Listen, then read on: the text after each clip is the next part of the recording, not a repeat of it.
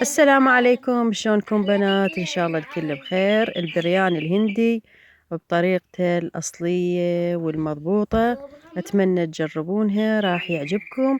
يلا نشوف الطريقة. هنا أنا عندي الدجاج منزوع الجلد. أنا استخدمت أفخاذ، تقدرون تستخدمون أفخاذ أو صدور عادي حسب المتوفر عندكم. هسه راح أتبله. التتبيلة عندي هنا، أنا عندي بصل مثروم،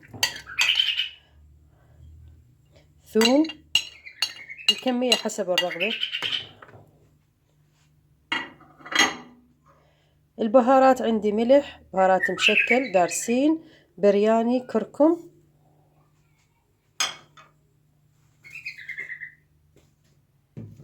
وهنا أنا عندي زنجبيل، إذا عندكم زنجبيل فريش تبرشونه ويا البصل والثوم ينطي طعم أطيب.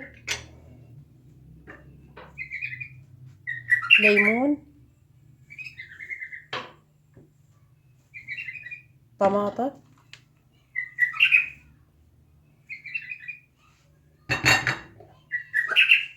وراح أضيف معجون،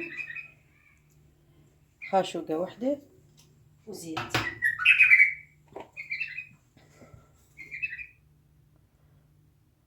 راح أخلط كل هاي المكونات وأتركهم تقريبا ساعة على مود الدجاج ياخذ من كل هاي النكهة.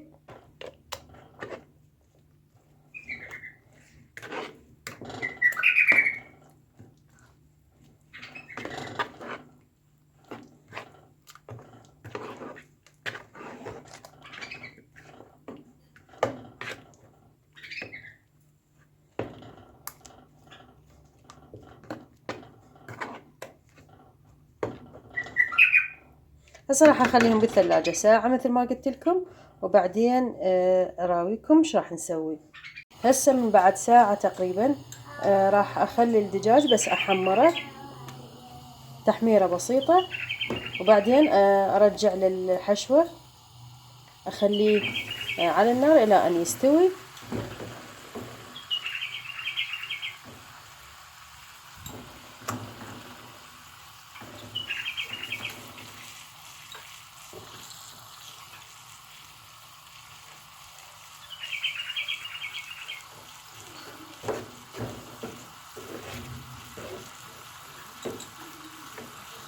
اقلب على الجهة الثانية بس ياخذ لون خفيف، وبعدين اضيف التتبيلة.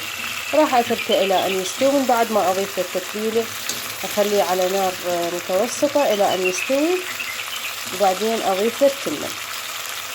اضيف الحشوة مثل ما قلت لكم واخليها على نار متوسطة على مود الدجاج يستوي براحته. وبهذا الوقت راح اطبخ التمن.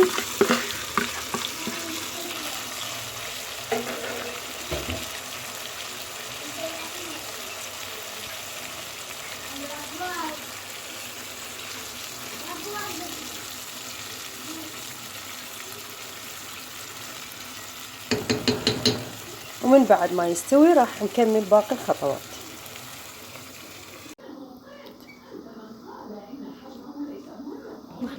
راح اطبخ التمن. عندي تمن بزمكي غسلته ونقعته ساعة. وبالبداية خليت ماي وملح وتركتهم الى ان يفور، وبعدها ضفت التمن. راح اسوي نص سوا او 3/4 السوا، وبعدين اصفيه. وهنا أنا عندي الدجاج هم صار جاهز. شوفوا شكله شلون صار، وما أقولكم على ريحته كلش طيبة.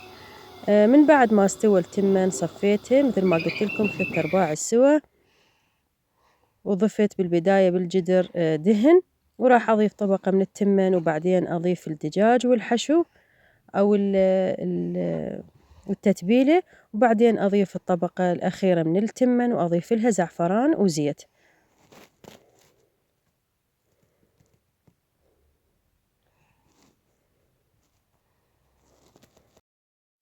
تقدرون تضيفون دهن أو زيت للتمن من تسلقونه، راح ينطي لمعة كلش حلوة. وهم بعد ما يحتاج تضيفوا له بالأخير زيت إذا ضفتوا له بالسلق زيت. هنا أنا خليت الدجاج، شوفوا شكله شلون صار ومستوي تماما. وراح أضيف مثل ما قلت لكم التتبيلة البقت عندي.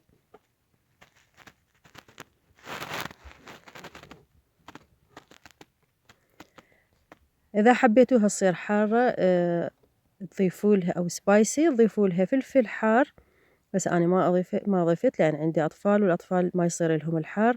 وهنا أنا ضفت التمن، تقدرون تضيفون بصل، تحمسون بصل وبعدين تضيفونه.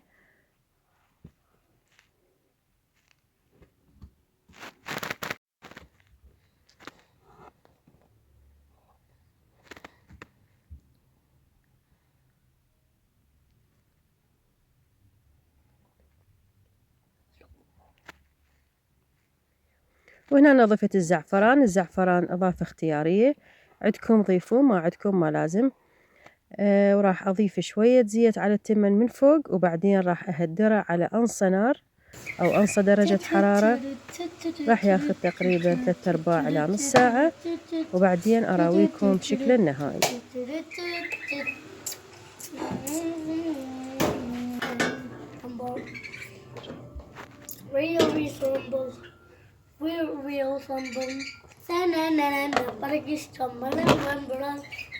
الكبسة أو البرياني تحب تهدير هواي، كل ما خليتوها تتهدر أكثر تصير أطيب.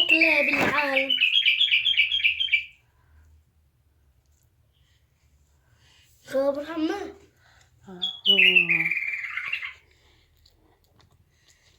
حلوة حلوة.